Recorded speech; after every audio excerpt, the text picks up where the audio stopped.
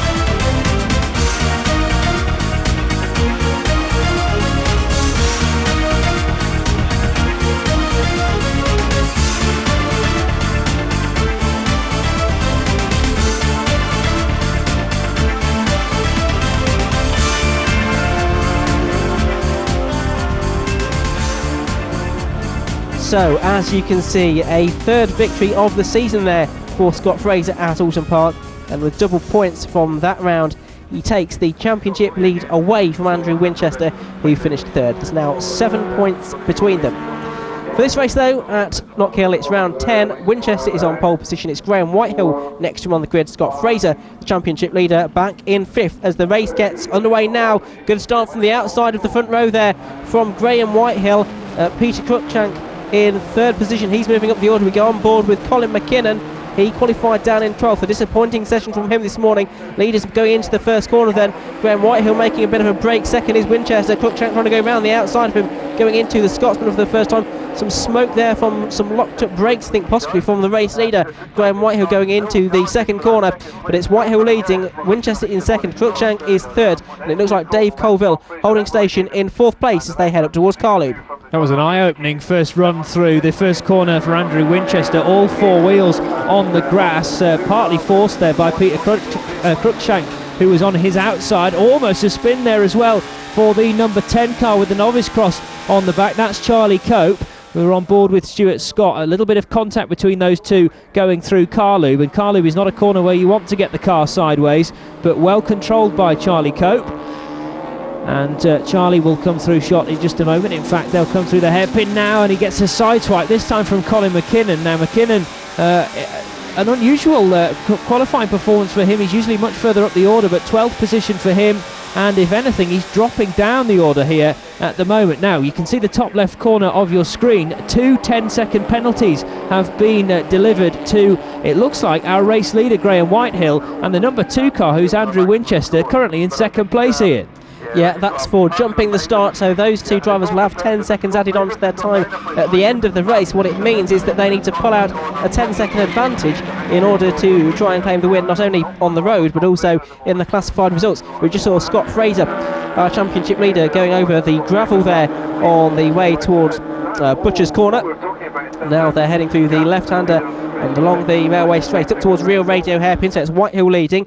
In 2nd place it's Winchester. That's how it lies on the road, but with Peter Cruikshank there in 3rd position at the moment, he is effectively leading this race because the top 2 cars haven't gone away by 10 seconds yet. Lots of action down the order there. You can see the white car making progress up the field as the leaders come through to complete another lap. Very close for 2nd and 3rd on the road there. Looks like Peter Cruikshank might be about to line up a move as they come down to St Gibbs. He's got the inside line for the right-hander, but he wasn't close enough to even get alongside, let alone make a move on the lead. That looks like Willie Davidson there in the turquoise coloured car. He's making good progress up the order. He started in 6th on the grid, but he did lose places off the line, but he's now coming back up the field.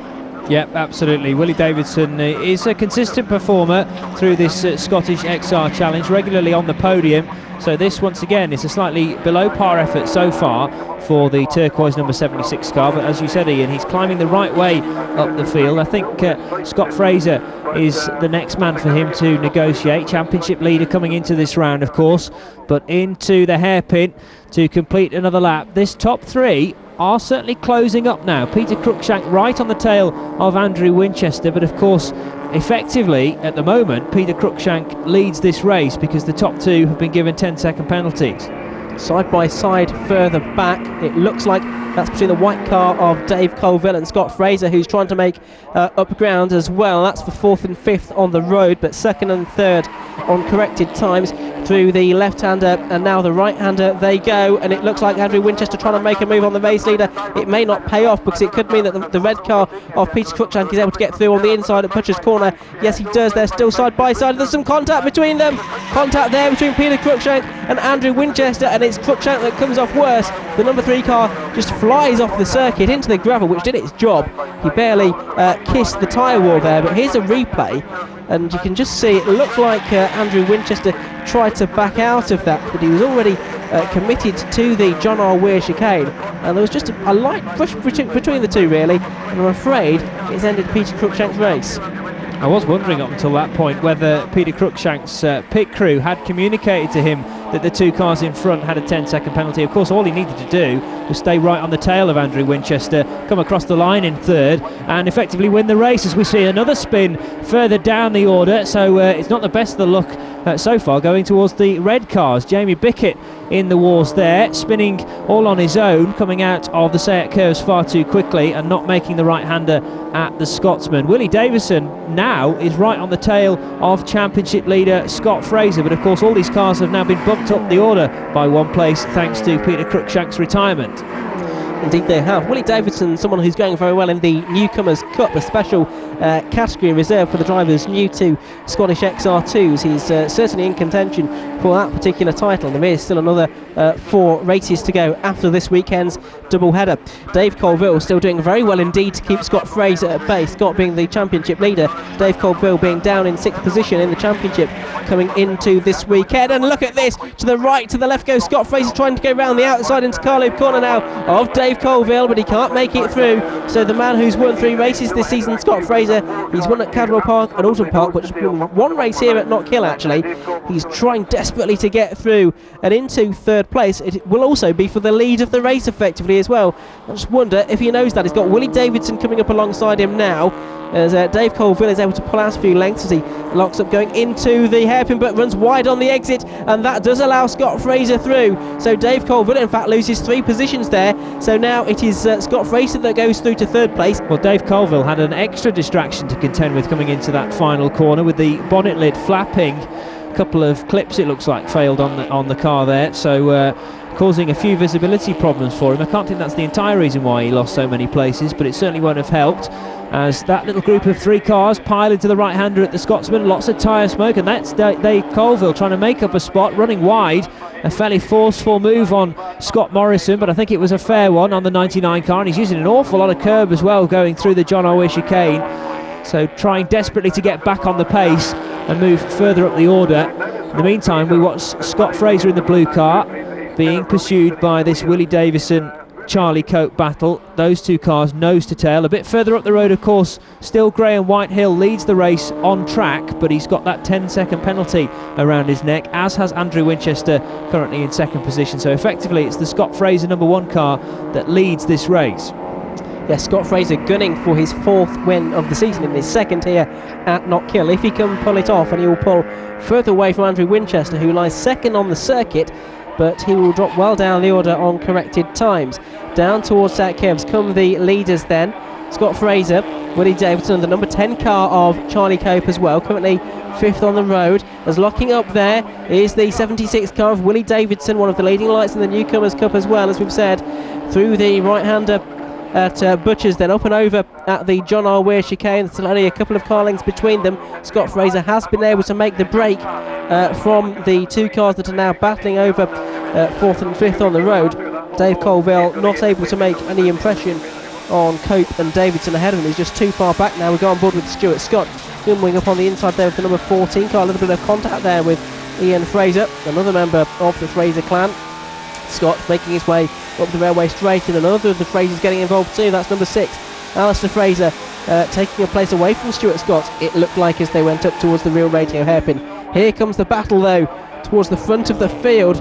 It's between Willie Davidson and Charlie Cope for 4th and 5th on the road, but almost certainly 2nd and 3rd in the classified results. They're going into the South curves once more, both of them locking up a little bit as they went round the Scotsman. For the moment then, it is Davidson that holds on from Charlie Cope in 2nd. Yeah, using every single part of the not-kill tarmac available to them at the moment. Well, certainly Charlie Cope is taking a very wide entrance into the Scotsman. A couple of corners prior to this. This is car loop and onto the short straight that takes them up to the final corner at Real Radio Hairpin. This is the man that leads the race on track at the moment, though, Graham Whitehill. There's Andrew Winchester in a provisional 2nd place, but this is effectively the race lead. Scott Fraser then in the number 1 car. Doesn't look like he's going to be challenged to the line, but 2nd place far from decided, I would say. Willie Davidson still being chased by Charlie Cope as the checkered flag waves, and Scott Fraser, by the looks of things, takes the race win from a close finish for 2nd. I think Willie Davidson just about nicked it. Confirmation then of a win for Scott Fraser. There was a 10th between Willie Davidson and Charlie Cope in the end. Graham Whitehill classified 4th. Andrew Winchester, crucially for the championship, down in 7th.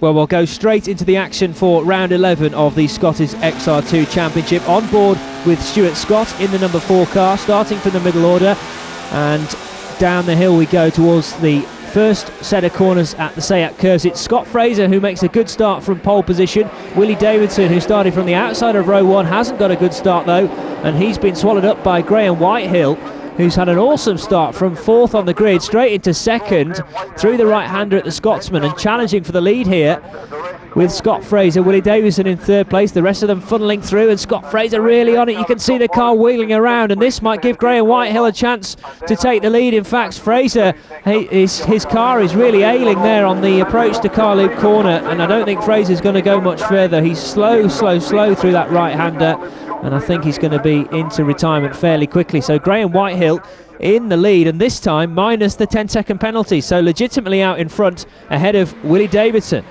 Indeed. I'm trying to work out what happened with Scott Fraser there as Willie Davidson tries to get up the inside of Graham Whitehill, almost gets alongside. It looked like something broke on the car as he landed back down to earth as he came through John R. Ware chicane. The car, you saw, twitched from left to right. I do think that maybe something broke on the car, maybe on the suspension, or possibly a problem with the tyre even.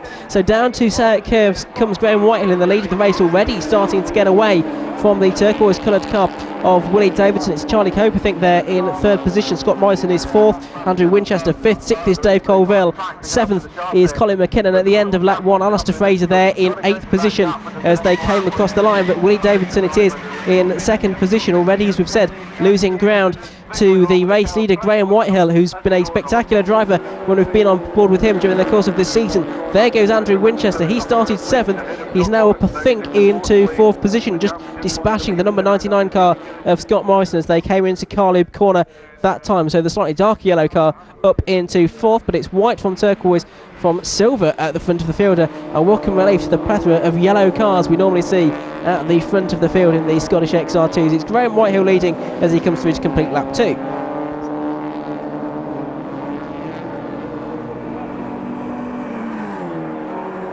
Well, we have got 2 yellow cars fighting over 4th place, of course. Andrew Winchester, well, he was ahead of Scott Morrison, but Morrison either missed a gear there or had a problem of coming across the start-finish line because he's been overtaken by Dave Colville on the straight. So difficulties there for Morrison, who's now falling back into the clutches of Colin McKinnon. He's got the 2 Frasers behind him as well. So this is looking like a very busy part of the track. And Dave Colville, having made that move on Scott Morrison, is now starting to bridge the gap between the 2 yellow cars. Colville, of course, will want to get onto the back of Andrew Winchester as quick as possible so as not to lose touch with the leading pack. There goes Colin McKinnon, followed by both Ian and Alistair Fraser, having a good fight further down the order. McKinnon currently in 7th position, and Scott Morrison in that 6th spot, still fighting with Dave Colville. So Colville not able to get away from the number 99 car as yet. It's still Graham Whitehill though leading the race, climbing up the hill to complete yet another lap. On board we go with Stuart Scott. He's a little bit further down the order in the number 4 car. In fact, he's in 10th position as he comes across the line, and he is doing battle further down the order, but this is the battle for 2nd position. It's still Willie Davidson under all kinds of pressure from Charlie Cope. as they go into the right-hander at the Scotsman that time through. That, I think, is Alistair Fraser getting a little bit out of shape in the number 6 car through there. He is currently lying in 8th place. 9th is Ian Fraser, and then in 10th place it is Stuart Scott, as we've mentioned. 2nd, 3rd, and to a lesser extent 4th is looking pretty tasty, because Andrew Winchester in the number 2 car is not far away from the Willie Davidson Charlie Cope battle. Graham Whitehill still has this lead of a second or so, something like that, over Willie Davidson as they come up to the rear radio hairpin once more.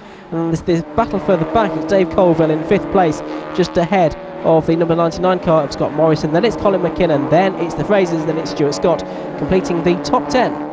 Yeah, and I think this battle for 5th position is getting closer, and it's also getting bigger as well as more cars join the train. We'll concentrate on the top 4 though, as Charlie Cope zigzags on the approach to Seat Curves, trying to find a way past Willie Davidson, but he can't quite find an open door as yet.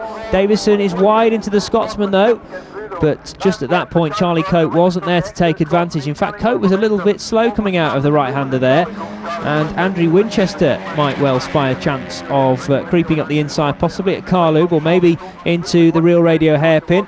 So Willie Davidson given another lease of life to try and extend a lead ahead of Charlie Cope and possibly get onto the back of Graham Whitehill's boot lid. But Whitehill, of course, came home on the track in front of everyone else in the previous race, albeit with a 10-second penalty. So he's used to keeping these cars behind him, and this could well be his first proper win, effectively. Willie Davidson far more concerned with the 2 cars behind him at the moment.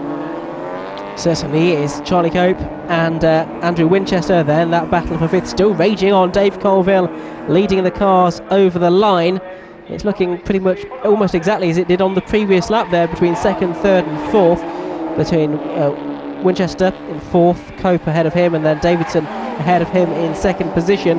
Scott Morrison trying to make it through ahead of Dave Colville. Oh, and problems there. He's lost a wheel, and Scott Morrison, it looked like the left rear wheel just parted company with the car. Now, I've seen this on XR2's in England in the past. I've not seen it on one of the Scottish XRs this season, where the wheel's just flown off. I think it's stub axle problems we've had on XRs in the UK. I wonder if it's a similar problem that we've had here in this Scottish round at Knockhill. So Scott Morrison, fortunately, not coming to too much harm, spinning into the gravel out of the race at the end of lap 5. Meanwhile, the battle rages on between the drivers in 2nd, 3rd and 4th. It's still Davidson from Cope and Winchester.